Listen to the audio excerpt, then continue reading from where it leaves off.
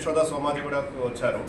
వచ్చిన రోజు చాలా కండిషన్ తగ్గింది, ఆక్సిజన్ అవసరం కూడా పెరిగింది. దానికోసం మన ఇనిషియల్గా చిన్న వెంటిలేటర్లో ప్రయత్నం చేశాను. చిన్న వెంటిలేటర్లో మెయింటైన్ చేయట్లేదంటే కోసం పెద్ద వెంటిలేటర్లో మనం పెట్టానండి. బట్ అన్ఫార్చునేట్లీ పెద్ద వెంటిలేటర్ పెట్టిన తర్వాత కూడా బాడీలో ఆక్సిజన్ లెవెల్స్ ఇంప్రూవ్మెంట్ అవ్వట్లేదు. అందుకే ప్రోన్ వెంటిలేషన్ అంటే బోర్లో పెట్టే మనం ట్రీట్మెంట్ కూడా అక్కడ కంటిన్యూ చేశాను. అక్కడ చేసిన తర్వాత ఆ స్టేజ్లో మనకు అడ్వాన్స్డ్ లైఫ్ సపోర్ట్ ఎక్మో కూడా అవసరం వచ్చింది. బట్ లక్కీలీ ఆ బోర్లో పెట్టిన తర్వాత మెల్లగా ఆక్సిజన్ ఇంప్రూవ్ అయింది. తర్వాత ఆల్మోస్ట్ మన దగ్గర 15 to 20 days ఐసీయూలో ఉన్నారు.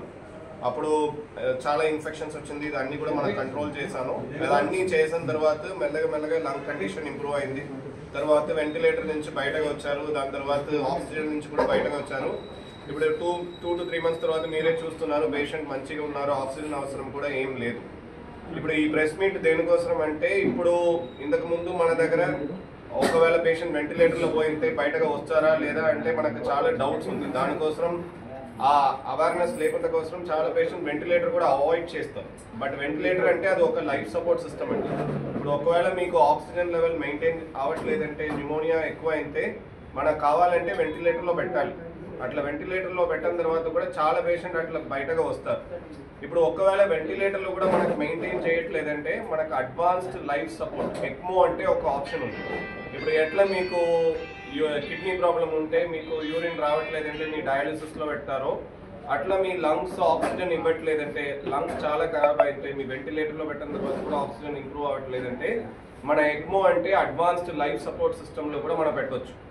ఇప్పుడు ఒక పేషెంట్ మన దగ్గర అట్లే కరీంనగర్ నుంచి మనకు ఫోన్ వచ్చింది, పేషెంట్ కండిషన్ వెంటిలేటర్లో కూడా ఆక్సిజన్ మెయింటైన్ అవ్వట్లేదంటే మనకు ఫోన్ వచ్చింది.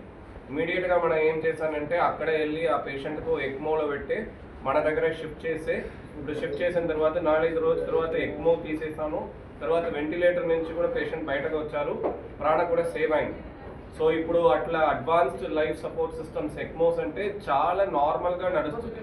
బట్ దాని గురించి డాక్టర్స్ మధ్యలో కూడా అవేర్నెస్ అంత ఎక్కువ లేదు. నార్మల్గా మన మైండ్ సెట్ ఎట్లా ఉంటుందంటే వెంటిలేటర్లో మెయింటైన్ అవ్వట్లేదంటే అక్కడే స్టాప్ చేస్తారు ఫర్దర్ ట్రీట్మెంట్. బట్ అట్లా కాదు. ఇప్పుడు ఎక్మో అంటే ఇట్లా పెడితే మన పేషెంట్ సర్వైవల్ ఎక్కువ చేయొచ్చు.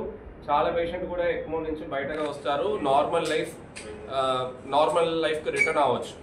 తర్వాత ఇప్పుడు ఫర్దర్ అడ్వాన్స్డ్ ఏమైందంటే, ఇప్పుడు రీసెంట్గా మన దగ్గర ఒక చిన్న బాబు కూడా వచ్చారు. పాయిజనింగ్ తర్వాత లంగ్ ఫైబ్రోసిస్ వచ్చింది. సో 12-year-old బాబు. ఆ పేషెంట్కి ఏమైందంటే ఎక్మో పెట్టిన తర్వాత కూడా లంగ్ కండిషన్ ఇంప్రూవ్ అవ్వట్లేదు. సో మనం ఏం చేశానంటే వరల్డ్ యంగెస్ట్ లంగ్ ట్రాన్స్ప్లాంటేషన్ కూడా జరిగింది ఆ పేషెంట్. సో మీనింగ్ 12-year-old పేషెంట్కి మొత్తం లంగ్స్ రీప్లేస్ చేస్తే ఇప్పుడు మంచి ఉంటారు. సో ఇప్పుడు అట్లా చాలా అడ్వాన్స్డ్ అయింది మన critical care or pulmonary services. ఇప్పుడు మీకు వెంటిలేటర్లో మెయింటైన్ అవ్వట్లేదంటే మనం ఎక్మో చేయొచ్చు. ఎక్మోలో కూడా మీకు ఎక్మో నుంచి కూడా మీరు బయటకు రావడం ఇబ్బంది ఉంటే లంగ్ ట్రాన్స్ప్లాంటేషన్స్ కూడా రొటీన్గా జరుగుతుంది. బట్ దీని గురించి పేషెంట్ మధ్యలో తర్వాత ట్రీటింగ్ డాక్టర్స్ మధ్యలో కూడా అవేర్నెస్ ఉండాలి. ఆ కరెక్ట్ టైంలో ఈ అన్ని సర్వీసెస్ మనం చేయట్లేదంటే డెఫినెట్గా మన అవుట్కమ్ ఇంప్రూవ్ చేయడం ఛాన్సెస్ తగ్గుతుంది. డెఫిసిట్స్ ఉండదు. పేషెంట్ నార్మల్ పని చేస్తున్నారు, అన్ని పని చేస్తున్నారు, వితౌట్ ఆక్సిజన్ కూడా ఉంటారు. Advanced pulmonary and critical care services ఉంది మన యశోద సోమాజిగూడలో, రొటీన్గా జరుగుతుంది. Or ECMO lung transplantation services కూడా ఉంది. సో ఇప్పుడు ఎవరికైనా లంగ్స్ అంత బ్యాడ్ అయితే ఈ అడ్వాన్స్ ఫెసిలిటీస్ నుంచి మన పేషెంట్కి మంచి లైఫ్ కూడా ఇవ్వచ్చు. ఆగిపోకుండా మీరు రండి, అక్కడ టెరిషరీ కేర్ అంటే మా హైదరాబాద్ వరకు రండి, సోమాజిగూడకు రండి. All senior doctors are available, all technologies are available. Money ఏదో ఎక్కువ అవుతుంది అదవుతుంది అని ఏం వరీ కాకండి, దెర్ ఇస్ నథింగ్, ఎవ్రీథింగ్. వాళ్ళు కూడా అడగండి, వాళ్ళు కూడా ఏమి ఎక్కువ అమౌంట్ ఏం కాలేదు. సో భయపడి ఫస్ట్ మీరు అక్కడ పోతే ఏమవుతుందని భయపడకుండా ఫస్ట్ ఒకసారి వచ్చి ఎవాల్యుయేట్ చేసుకుంటే దేనికైనా సమాధానం. అదొకటే చెప్పడానికి మెయిన్ రీజన్ ఇది. సో చాలా క్రిటికల్ కేసెస్ అయితే చాలా పారాక్యూట్ పాయిజనింగ్ ఏదైనా ఉన్నా కానీ 80 ml తాగి కూడా బతికించిన ఇప్పుడు మా దగ్గర పల్మనాలజీ డాక్టర్ విశ్వేశ్వరన్ గారు అక్కడ చేసిన ఎఫర్ట్స్ అలాంటిది కాబట్టి చెప్తున్నాను.